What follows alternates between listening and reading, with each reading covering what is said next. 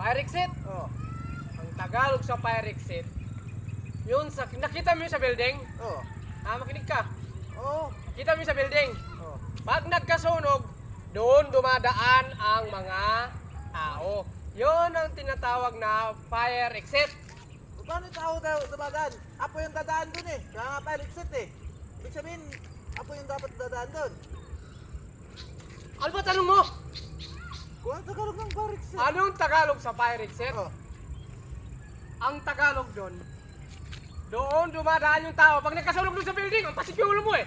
Paano nga na dun dumadaan nga yung mga tao? Daanan nga ng apoy yun. Kakulit mo naman. So yata hindi marunong... Ang daanan ng apoy dong, nagigigil ako sa'yo, parang gusto kitang bulgyakin eh. Fire exit ang inano ko. Eh di ibig sabihin, Hmm? apoy dapat ang dadaan dun. Paano magiging apoy yung daanan ng exit? Ang fire exit dong, no? Makinig ka, butos yun eh. Pasok sa butos sa ilong mo to eh. Makinig ka, no? Nagigil ako sa'yo. Ang Tagalog sa fire exit, pag nagkasunog, doon dumadaan ng tao, doon nagmamadali para hindi na sila dumadaan sa taas. Kasi doon dumadaan yung siya no? Ang kulit mo naman. Ano ba yung fire? Bakoy. O Oh. exit. Daanan. O saan? Eh di, daanan lang apoy yun. Halimbawa, no, dong, nagkalindol. Ha? Oh. Oh. Hatawin kita dito eh. Kinig ka, kinig Iba ka. yung lindol. Iba yung fire exit sa lindol. Sasapakin ko yung mukha mo. Hang, 10 na lang. Oh. Nandun ka sa tuktok ng building. Oh. Pag nagkalindol, saan ka dumadaan? Sa daanan. Saan o daan? Ano bang tanggot mo kanina? Dapat tanong mo kanina. Kung ano Tagalog ng fire exit. Yon. Oh. Kaya nagigilap sa'yo eh, no? Bugyak yung kitagiliran mo eh. Ang Tagalog sa fire exit dong, Oh.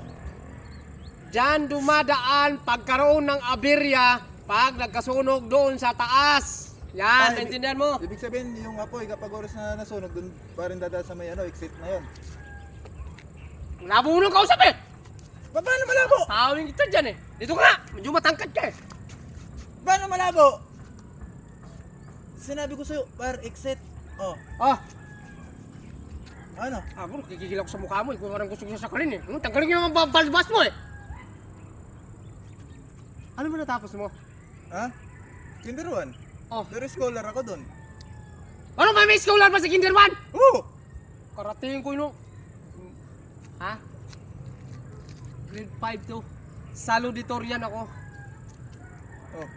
Ang Tagalog sa fire exit, pag hindi ka ano ganun nito, susukin ko taglirin mo, ha? Ha? Ang Tagalog sa fire exit, pag nagkaaberya, nagkasunog sa taas ng building, Oh. yon ang mga shortcut na madali makababa Yung ang apoy. tao. Apoy, siyempre fire exit nga eh!